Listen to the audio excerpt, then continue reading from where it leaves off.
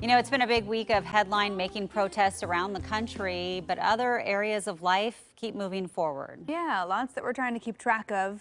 Keep the tabs on it all. Margaret Seiler is Portland Monthly's managing editor. She's here to break down some of the stories we are all talking about this week. Good morning.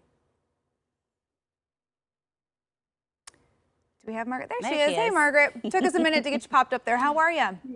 I'm great. How are you guys this morning? Good, good. I know we wanted to talk to you a little bit about the demonstrations. We, of course, have been seeing huge crowds in Portland this week. Your colleague, Gabriel Granillo, has done some really stellar reporting out there in these demonstrations every evening.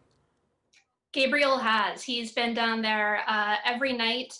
He's been filing photos, sharing videos, talking about what he's seen, and also talking about what he's experienced himself in terms of feelings about the police. So it's been great to have him down there. He'd be here this morning, but he was obviously out late last night and is pretty tired. Yeah, I would imagine so. I know that our crews have mostly seen, peaceful demonstrators, and there's just kind of that small group of people that tries to cause problems overnight. Is that pretty much what he's been seeing as well? That's what he's been seeing. That is what I have observed when I've been down there as well. Your team, I know, has definitely taken a few hits in the eyes and things like that from what I've seen watching Coin at night. But in general, yeah, it's been a lot of kindness, a lot of concern for others. When I've been down there, people have wanted to, make sure I knew there was a car behind me, or offering water bottles, handing out masks, offering granola bars and other snacks. So I think that overall it has been overwhelmingly positive. Yeah, I would agree with that. And it's so moving to see these huge crowds crossing the Burnside and the Morrison bridges and just all of it. It's been a real show of how many people really want to see change. I would encourage everyone to go read Gabriel's work from this week, because he, again, has done some really fantastic stuff. But I know outside of the demonstrations, there is some other news happening here in Portland right now. A lot of people talking about the Thorns. They're making news this week, returning to training. And I guess I haven't caught up. They've announced some stuff about their opening their season. So the Thorns League, the National Women's Soccer League, is going to have a tournament that's a month long, starting June 27th, I believe, and it's all going to be in Utah. So it's going to be sort of like an isolated on-campus tournament where all 9 teams from the NWSL are going to be there, and they'll play sort of a round-robin round and then go into knockout rounds, and it's all going to end on July 26th and be aired on CBS.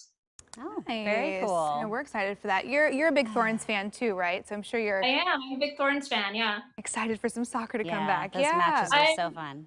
I'm definitely looking forward to it. I know that not necessarily all the players are going to participate. That it was very important when they were organizing the tournament that if people wanted to opt out for coronavirus concerns or injury concerns from having such a fast season ramp up and not a traditional preseason, that was fine and their contract and pay wouldn't suffer. So we don't know yet exactly who's going to participate from the Thorns or from the other 8 teams in the league. But for soccer fans, it'll be exciting to see, even watching games with no one in the stands. Yeah. We are starting to see things get more back to normal, more people returning to work. How has life changed for you and the folks at Portland Monthly? Well, we're definitely getting used to operating digitally and sharing things remotely. A lot of making magazines is red pens and paper, and we're doing a lot less of that. We're all working from home, obviously, having a lot of Zoom conferences or Slack conferences, things like that. Personally, I've found it hard to make sure that I turn off, so I'm trying to keep to some kind of schedule. But we've been just doing well, trying to communicate and stay in touch. Yeah, now I know one thing that's been helping you kind of keep schedule, though. I love this idea, a little neighborhood happy hour. We have. Today will be, I think, our 80th neighborhood happy hour. That's a lot of happy hours. That's I want to live in your awesome. neighborhood. Yeah, that's a good way to say, like, okay, time to be done with work, Yes. and now it's home time. I love it. At home. All right, well, Margaret, thank you so much. You can read up on these stories and a whole lot more of what's happening in Portland Monthly. Digital only right now. We'll post the link at coin.com.